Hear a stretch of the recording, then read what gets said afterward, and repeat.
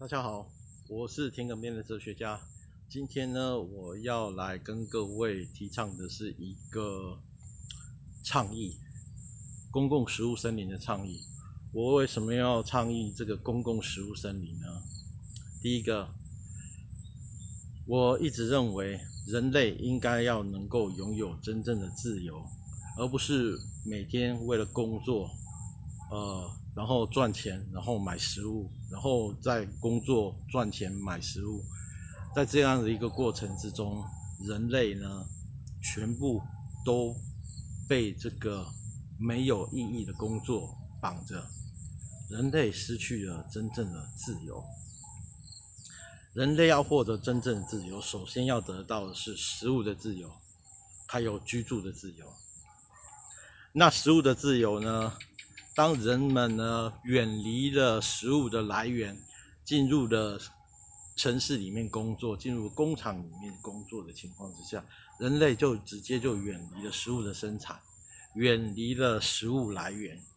在这样的一个情况之下，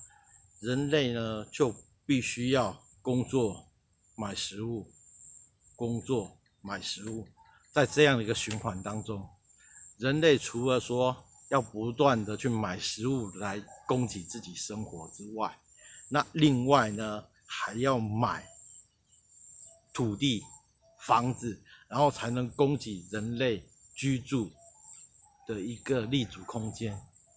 这是非常吊诡的一件事情。人类的食物来源是不是本来就应该是自然的？大自然里面生长的食物就应该是足够让人类来使用。人类在大自然中，可以在森林里面都可以取得自己的居住的空间。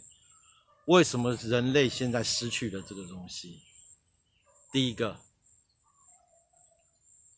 国家把所有土地纳为国家所有，国家所有之后就没有办法让人们自由的在森林里面建造自己的家园。而人类要建造家园，必须要从其他人已经占有的土地上面，再跟这些占有土地的人买过来，才有一个生存的空间。这是一个非常奇怪的一件事情。但是这么多年来，历史进入了这种文明社会以来，人们没有人去质疑这样的一个问题。现在我提出来这样的一个质疑，人类应该要有的生存空间，人类要有的自由的食物来源，这是人类本来应该要有的，而被谁剥夺了？一个所谓的土地私有制度，一个政府国家的成立，让自由的土地变成了不自由的土地。我们人类，我们要怎么样才能够获得真正的自由？从食物这一块，从居住的这一块。